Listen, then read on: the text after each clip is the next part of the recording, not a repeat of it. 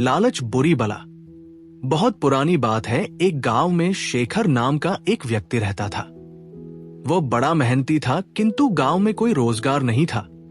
उसने सोचा कि मैं शहर चला जाता हूं, वहां मुझे मेरी योग्यता अनुसार मेहनत के पैसे मिल जाएंगे। ये सोचकर शेखर एक दिन अपने गांव से शहर की ओर चल दिया। शहर बहुत दूर था, चलते चलते शेखर थक चुका था। शेखर इतना थक गया था कि अब उससे बिल्कुल भी चला नहीं जा रहा था और वह थककर वहीं बैठ गया।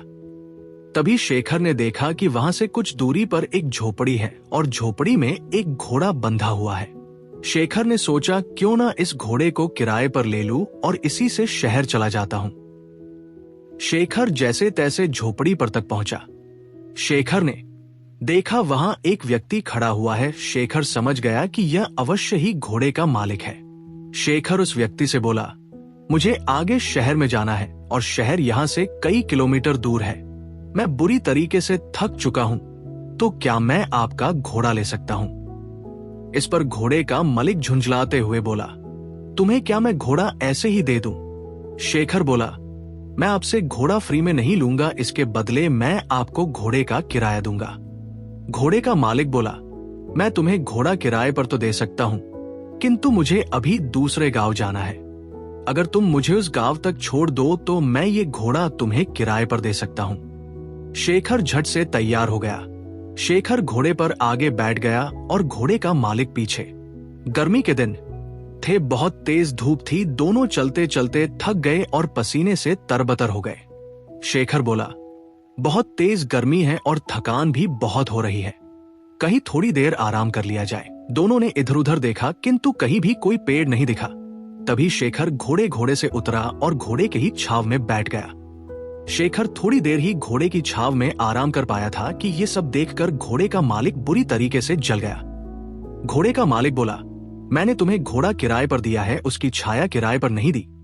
तुम हटो यहां से, इस छाया पर मेरा अधिकार है और मैं यहां आराम करूंगा। ये सुनकर शेखर बोला, महानुभाव, आप ये कैसी बात कर रहे हैं?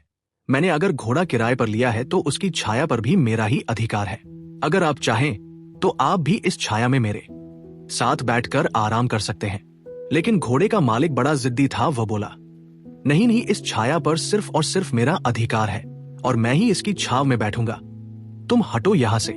इतनी छोटी सी बात पर दोनों में जोर जोर से बहस होने लगी और बात तू मैं से हाथापाई पर आ गई। दोनों एक दूसरे से झगड़ने लगे और एक दूसरे पर लात घुसे बरसाने लगे। सुनसान जंगल में उनके बीच बचाव करने वाला भी कोई नहीं था। दोनों की लड़ाई देखकर घोड़ा भड़क गया और वहां से भाग गया। थोड़ी देर बाद जब घोड़े के मालिक ने घोड़े को देखा तो वो कहीं दिखलाई नहीं दिया। ये देखकर घोड़े का मालिक बोला, अरे मेरा घोड़ा कहां चला गया? वो तो अभी नया है, उसने ठीक से घर भी नहीं देखा, पता नहीं वो कहां गया और अब मैं उसे कैसे ढूंढूं? तभी शेखर बोला, अच्छा हुआ, तुम जैसे लोगों के साथ ऐसा ही होना चाहिए। अभी तुम छाया के लिए परेशान हो रहे थे, अब घोड़े की काया के लिए परेशान होना। घोड़े के मालिक को अपनी गलती का एहसास हुआ और अपना माथा पीट कर हाय तौबा करते हुए बैठ गया और बोला, मेरे थोड़े से लालच से मेरा कितना बड़ा नुकसान हो गया, मुझे अपनी करनी का फल मिल गया। घोड़े की छाया के लोभ के कारण घोड़े की काया से भी हाथ धो बैठा। शिक्षा, इस कहानी से हमें शिक्षा मिलती है कि लालच बुरी बला है और कभी कभी छोटे से लोभ के कारण बड़ा नुकसान उठाना पड़ सकता है।